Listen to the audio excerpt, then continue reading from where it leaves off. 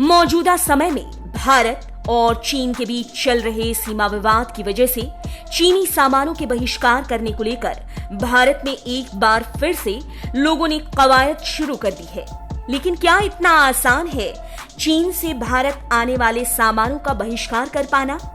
आज हम इसी सवाल का जवाब खोजने की कोशिश करेंगे। इसके अलावा ये जानेंगे कि आखिर भारत और चीन के बीच किन किन चीजों का एक्सपोर्ट और इंपोर्ट किया जाता है मौजूदा समय में, और किन किन चीनी सामानों का बहिष्कार करना भारत के लिए जरूरी है। सबसे पहले जानते हैं उन उत्पादों के बारे में जिन्हें भारत चीन से आयात यानी कि इंपोर्ट करता है।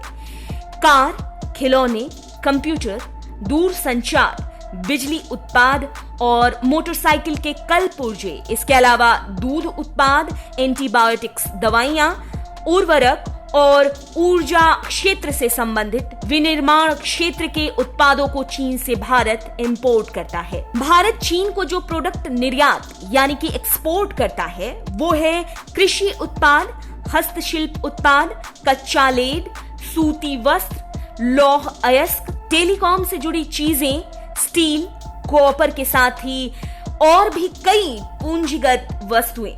अपने यहाँ के हीरे का 36% तो भारत चीन को ही निर्यात कर देता है। चीन के प्रोडक्ट कम उत्पादन लागत की वजह से सस्ते होते हैं, जिसकी वजह से भारत समेत पूरी दुनिया के बाजार में फैले हुए हैं। तो वहीं भारत के प्रोडक्ट की लागत ही बहुत ज्यादा हो जाती है। ऐसे में सामान महंगे बेचे जाते हैं। ऐसे में चीन के मार्केट में यहाँ के सामानों की पकड़ ज्यादा नहीं है। चीन के प्रभाव से भारत को सबसे ज्यादा खिलौनों के इंडस्ट्री को नुकसान होता है। चीनी खिलौने की लागत इतनी कम है कि भारत की कोई कंपनी उसके मुकाबले के आसपास भी नहीं है। ऐसे में भारत में खिलौने के मार्केट को नुकसान होता है। अगर खिलौने के उद्योगों को भारत की कंपनियों को विकसित करना है तो सबसे पहले मैन्युफैक्चरिंग लागत में कमी लानी होगी। और तो और जैसी स्थिति है, ऐसे में चाइनीज खिलौनों का भारत के लोगों को बहिष्कार करना जरूरी हो जाता है। चीन ने भारत के इलेक्ट्रॉनिक क्षेत्र को भी बुरी तरह से प्रभावित किया है। दिवाली के मौके पर जब भारत के घर घर में चाइनीज बिजली की लड़ियां जलाई जाती हैं, तब भी इसका साफ साफ असर देखा जा सकता है। ऐसे में अगर भारत को इलेक्ट्रॉनिक सेक्टर को मजबूत करना है तो चाइना के इलेक्ट्रॉनिक प्रोडक्ट को भी भारत के लोगों के द्वारा बहिष्कार करना जरूरी हो जाता है। भारत चाह कर भी चीनी सामानों के आयात को बैन नहीं कर सकता, क्योंकि WTO के नियमों की वजह से अब किसी देश से आयात पर पूरी तरह से बैन लगाना मुमकिन नहीं है, चाहे उस देश के साथ रिश्तों में राजनयिक, क्षेत्रीय, सीमा पर या सैन्य से जुड़ी समस्याएं ही क्यों न हो।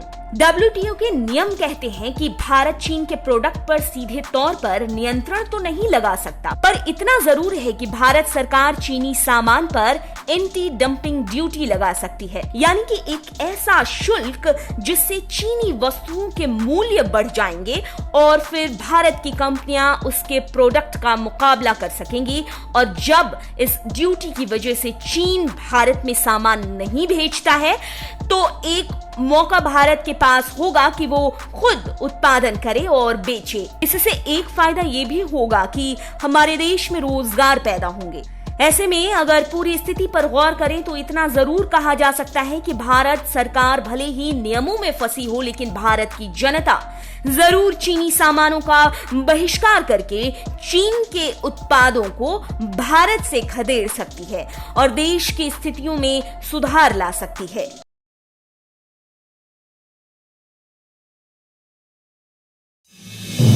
आप देख रहे हैं नेटरिक न्यूज, साहस सच कहने का।